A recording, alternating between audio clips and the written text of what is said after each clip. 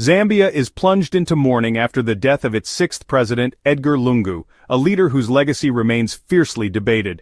What should have been a moment of national unity has instead erupted into a public dispute between the Lungu family and the government over his burial.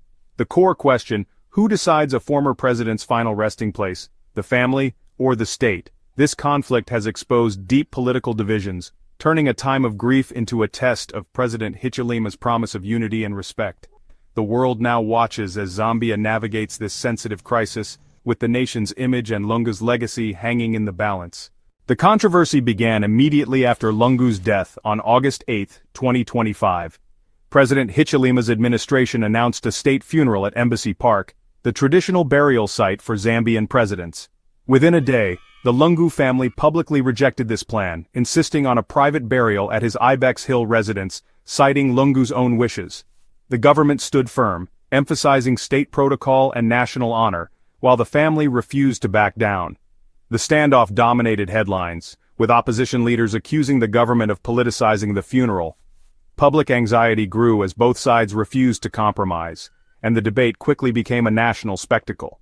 The situation escalated further when political figures like Nason Masoni entered the fray, turning a private loss into a public crisis.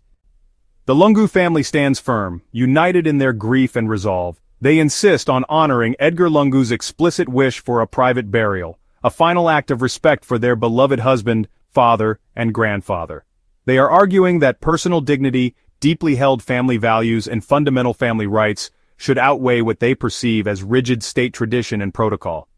The family believes Edgar Lungu deserves to rest in peace, according to his own desires.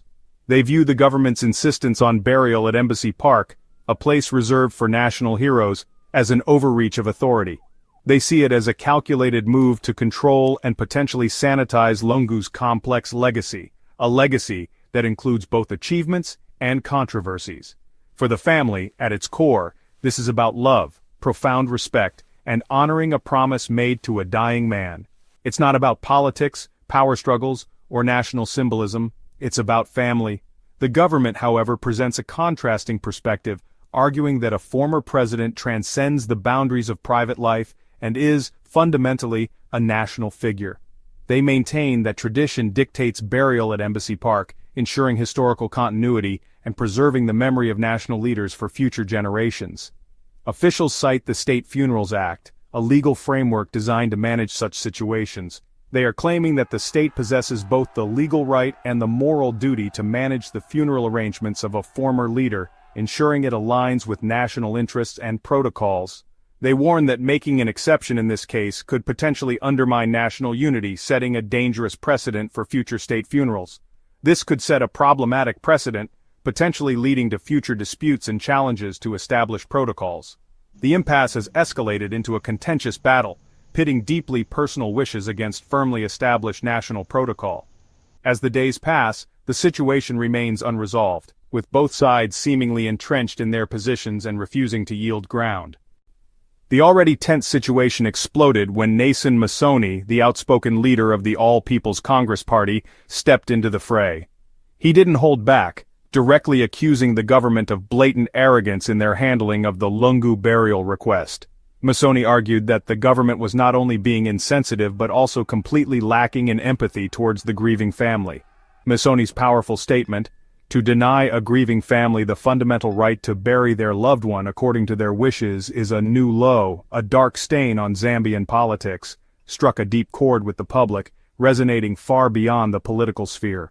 Almost immediately, social media erupted with an outpouring of support for the Lungu family, with Zambians from all walks of life expressing their outrage and sympathy. This sentiment quickly coalesced, uniting citizens across political divides under the powerful and unifying hashtag #RespectLunguWishes, which began trending nationally. Many began to openly question the government's underlying motives, wondering if there was more to the denial than met the eye. They argued that true respect for the deceased and his family meant honoring Lungu's clearly expressed final request, regardless of political considerations. The administration now faces mounting and increasingly vocal pressure from all sides, struggling to contain the escalating crisis. The government's image as a compassionate, unifying force is now severely at risk, potentially undermining public trust and long-term credibility.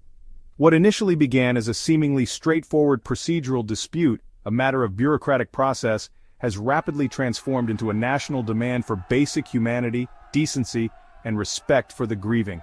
The government must now make a critical choice, deciding between rigidly upholding tradition and responding to the overwhelming people's call for compassion and understanding. Zambia stands at a crossroads, a pivotal moment in its history. The decisions made now will resonate for years to come, shaping the very fabric of Zambian society. The nation is forced to weigh state tradition, the established protocols and expectations, against the deeply held cultural value of honoring the wishes of the deceased, a cornerstone of Zambian heritage. This delicate balance is at the heart of the current debate. Embassy Park, a place of solemn remembrance, symbolizes national unity, a shared identity forged through history and common purpose. Yet many Zambians believe family wishes, the deeply personal desires of loved ones, should come first, reflecting the importance of kinship and ancestral respect in their culture. The outcome of this standoff, this clash of values, will shape the nation's identity, defining what it means to be Zambian in the 21st century. Will Zambia be seen as rigid and authoritarian, clinging to power and precedent above all else, or compassionate and mature, capable of understanding and adapting to the needs and desires of its people? If the government concedes, acknowledging the validity of the family's wishes, it could heal divisions, bridging the gap between state and citizen, and demonstrate true leadership, showing a willingness to listen and respond to the will of the people. If it insists, clinging to its position without compromise, it risks deepening polarization, further fracturing the nation, and damaging its democratic image on the global stage. Ultimately, this is about more than a burial site. It transcends the physical location. It's about the soul of the nation, the values it upholds, and the legacy it leaves for future generations. Zambians hope for a resolution, a peaceful and respectful outcome that honors both Lungu's service to the nation and his final wish, finding a way to reconcile tradition and personal desire.